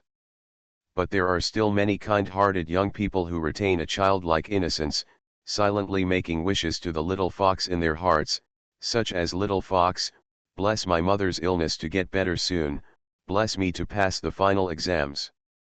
This is a beautiful sustenance, similar to making wishes to shooting stars and birthday cakes. For this situation, Lao Lin turned a blind eye. You can't say that people making wishes to the stars is superstitious. These young people talked to the small villa, and the wide-eared fox in the small villa seemed to understand. While listening, they nodded, and some of them kept mumbling. There were constant tourists who saw the sign of Fox Home in the zoo and walked towards the back mountain one after another. On the way to the back mountain, there was an endless stream of tourists coming down from the back mountain, and each of them was talking about what they had seen and heard in the back mountain with great excitement. As for those tourists who had interacted with the foxes, the first thing they did after leaving was to call their relatives and friends, or post pictures on Weibo Moments.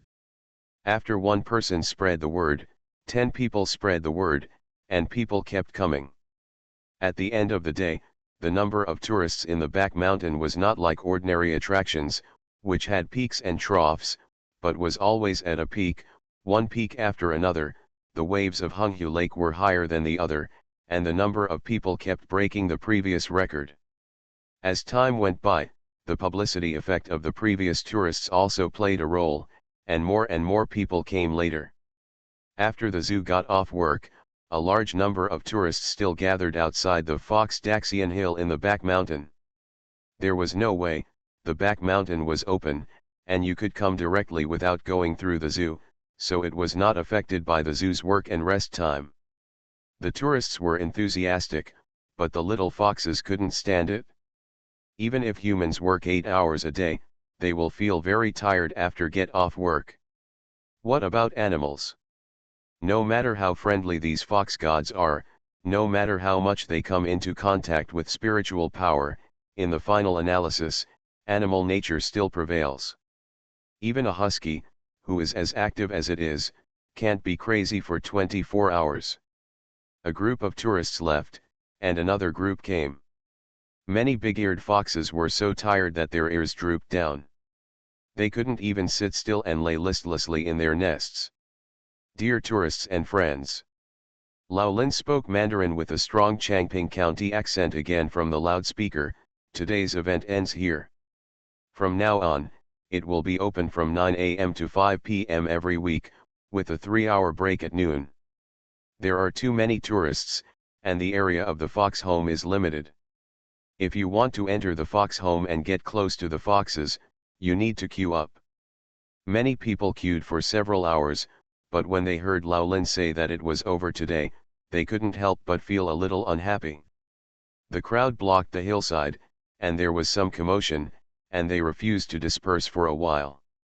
At this moment, a rustling sound suddenly sounded in the surrounding woods.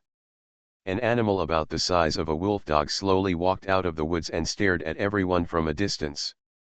The tourists who were close to it thought it was a dog at first, but a few sharp-eyed people recognized it at a glance. It was a real, genuine big, gray wolf. "Oh my God, the wolf is coming," the man screamed. It is said that the wolf and the fox are a family, and the wolf and the fox are in cahoots. The wolf and the fox give people a similar feeling. The wolf is cruel and the fox is cunning. But seeing the big gray wolf in front of them with a cold look, as if it could choose to eat people at any time, the tourists suddenly felt that the broad-eared foxes in the fox home behind them were as cute as angels.